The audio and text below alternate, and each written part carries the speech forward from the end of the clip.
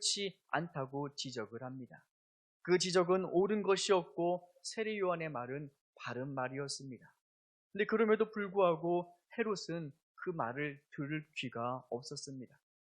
우리는 보통 나 자신에게 옳지 않다라고 하는 말을 들을 때 기분이 썩 좋지 않습니다. 그리고 그 사람을 용납하기가 쉽지 않습니다. 그 사실이 옳지 않다라고 말하는 것은 내 의견에 대한 다른 의견일 뿐인데 마치 나를 반대하는 것처럼 여겨집니다. 때론 겉으로는 괜찮습니다라고 말하지만 속은 내심 불편하고 그 사람을 밀어내고 싶은 것이 사실입니다. 그런데 시간이 지나다 보면은 우리가 깨달게 되는 정말 중요한 사실 하나가 있습니다. 살면 살아갈수록 내 곁에서 나의 행동에 대해서 옳지 않다라고 말해주는 사람이 생각보다 적다라는 것입니다. 그런데 정말 중요한 것은 그 말이 맞을 때가 참 많습니다. 그 말이 고마울 때가 참 많습니다.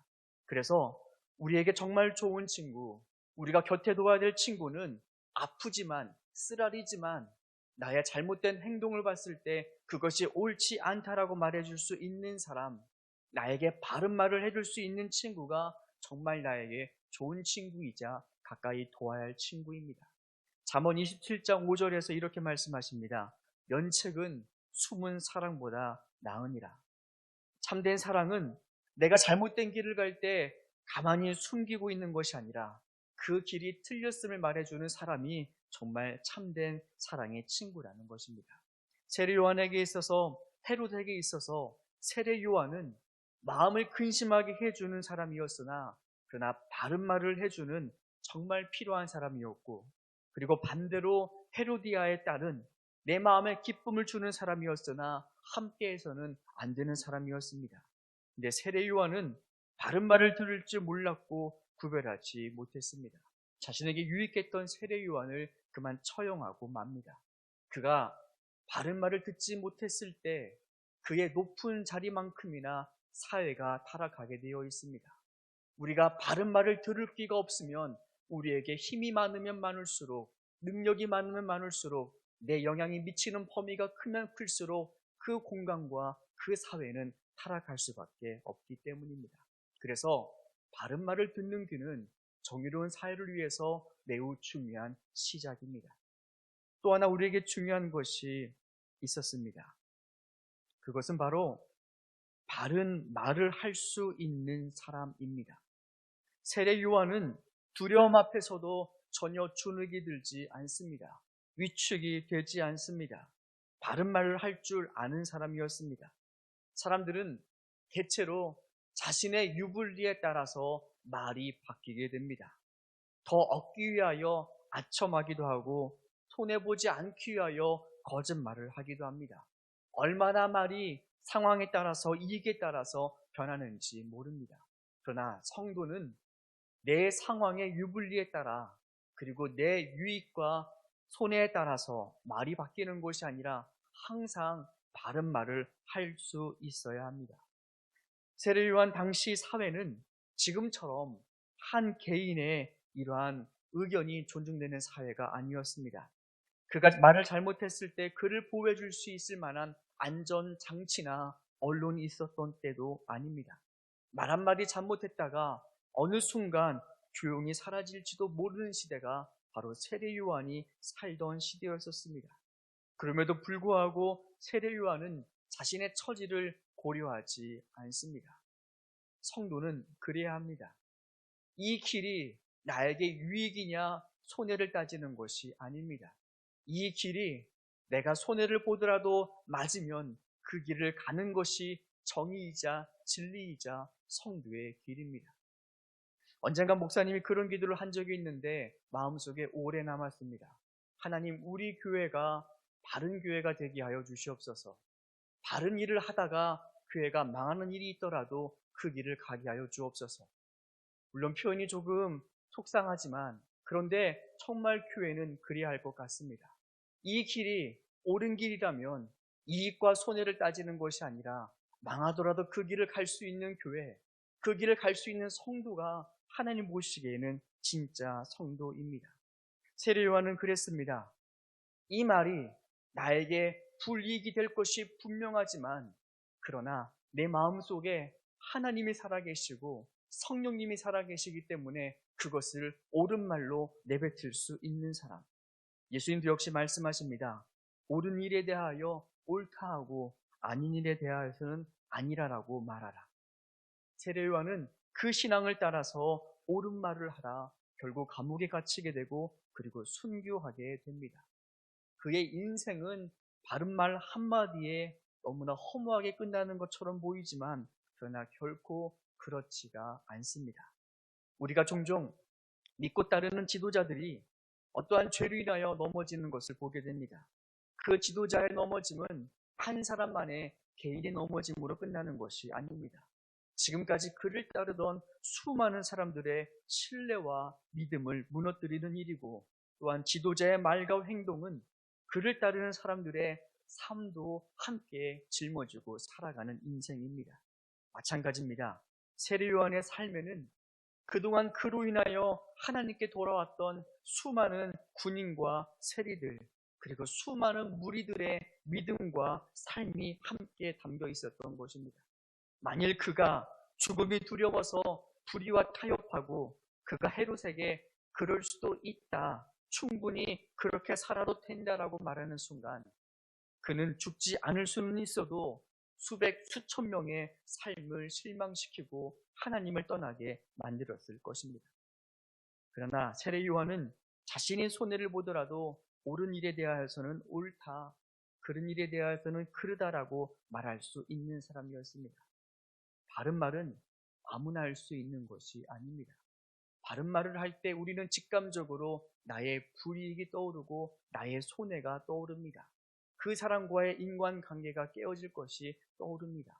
그래서 바른 말은 아무나 할 수 있는 것이 아닙니다. 바른 말은 누가 할 수 있느냐?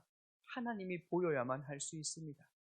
정의를 간구하시는 하나님이 보여야 바른 말을 할 수 있습니다. 자신의 이익을 따지지 않는 사람만이 바른 말을 할 수 있습니다. 예수님은 말씀하십니다. 몸은 죽여도 영혼은 능히 죽이지 못하는 자들을 두려워하지 말고 오직 몸과 영혼을 능히 지옥에 멸하실 수 있는 이를 두려워하라. 바른 말은 하나님이 눈에 보이고 하나님이 두려운 사람만이 할 수 있는 은혜이자 특권인 것입니다. 일제강점기 때 일본은 우리나라의 민족 정신을 말살시키고 우리의 정신을 일본화시키기 위하여 천황에게 충성의 표를 삼기 위해 신사참배를 강행합니다. 이 신사참배를 강행할 때 가장 큰 걸림돌이 바로 한국 기독교였습니다. 신사참배를 하지 않으면 학교가 문을 닫아야 됩니다. 그때 당시에 대부분의 학교는 선교사들이 세운 기독교 정신의 학교였기 때문에 수많은 사람들은 신사참배를 하지 않고 폐교당하거나 운영권을 넘길 수밖에 없었습니다. 교회 역시 마찬가지입니다. 이 신사참배에 동조하지 않으면 교회가 문을 닫아야 됐고 목사는 잡혀가 고문을 받아야 했습니다. 근데 수많은 교회가 신사참배의 박해를 견디지 못하고 결국에는 용인하게 되었습니다.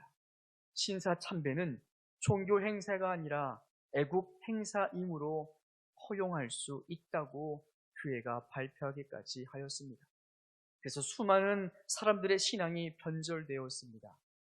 근데 그럼에도 불구하고 그 속에서도 끝까지 그것은 아니다, 그것은 잘못된 것이라고 바른 말을 했던 몇몇의 목사님들을 우리는 기억합니다. 주기철, 손양원.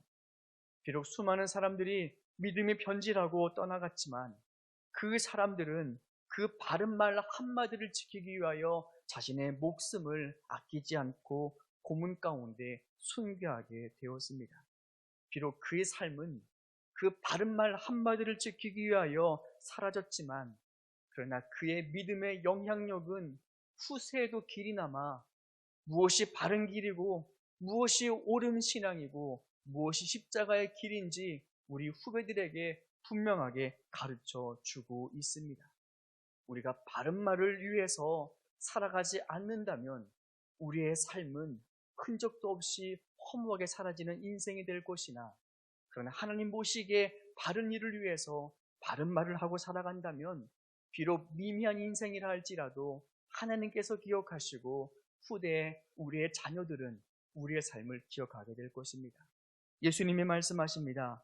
누구든지 나를 따라오려거든 자기를 부인하고 자기의 손익을 계산하지 말고 자신의 유리할 때만 바른 말 하지 말고 자기를 철저히 부인하고 자기 십자가를 지고 나를 따를 것입니다. 우리가 그러한 자들 되었으면 좋겠습니다. 비록 우리의 인생은 수많은 영향력을 미칠 만한 대단한 인생은 아닐지도 모릅니다. 그런데 정말 놀라운 것은 이 세례 요한의 죽음을 이야기하기에 앞서서 예수님은 천국 비유를 말씀하십니다. 천국은 겨자씨 같을지라도 그러나 아주 작을지라도 그것이 땅에 심겨지면 큰 나무로 자라난다. 천국은 비록 적은 누룩이라 할지라도 그것이 주인의 손에 붙들리면 섬 아래 밀가루를 부풀게 할 만큼 엄청난 영향력을 지닌 것이 바로 천국이다. 이 이야기 다음에 나온 것이 바로 세례 요한의 죽음입니다. 그의 죽음은 비록 시시하고 비록 허무한 것처럼 보이지만 그러나 하나님께서 그의 죽음을 붙잡았을 때, 하나님께서 그의 삶을 붙들었을 때 바로 그 누룩과도 같이, 바로 그 겨자씨와도 같이 많은 사람에게 하나님 나라가 무엇인지를 보여줄 수 있는 그러한 삶이었기 때문에 천국의 비유 다음에 이 세례 요한의 죽음을 문맥상 심어 놓으신 것입니다. 우리의 삶 역시 마찬가지입니다. 비록 작은 인생이라 할지라도, 비록 미미한 영향력이라 할지라도 우리가 바른 말을 들을 수 있는 귀와 바른 말을 할 수 있는 정의로운 입을 가지고 살아갔을 때, 비록 연약한 인생이라 할지라도 하나님은 그 인생을 붙잡아 사용하셔서 이 땅 가운데 하나님의 나라를 보여주실 것입니다.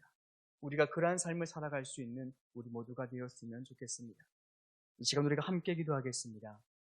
이 시간 함께 기도할 제목은 바로 두 가지를 위해서 기도하겠습니다. 하나님, 이 나라, 이 땅이 바른 말을 들을 수 있는 귀를 허락하여 주시옵소서. 지도자들에게도 정치 지도자, 종교 지도자, 그리고 수없이 많은 사람들에게 하나님, 비록 자신의 의견을 반대할지라도 그것이 옳은 것이라면 고집 피우지 않고 들을 수 있는 귀를 허락하여 주옵소서.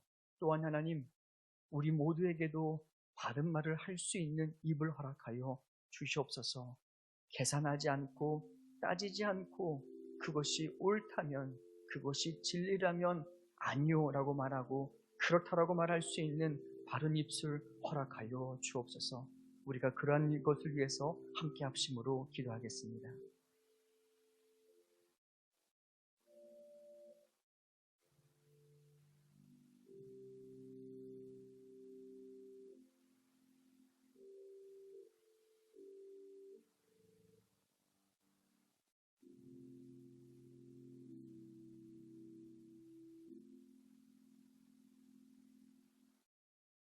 주님이 가르쳐 주신 기도를 함께 해드리겠습니다.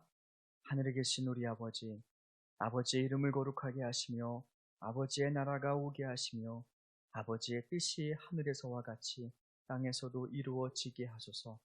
오늘 우리에게 일용할 양식을 주시고 우리가 우리에게 잘못한 사람을 용서하여 준 것 같이 우리 죄를 용서하여 주시고 우리를 시험에 빠지지 않게 하시고 악에서 구하소서. 나라와 권능과 영광이 영원히 아버지의 것입니다.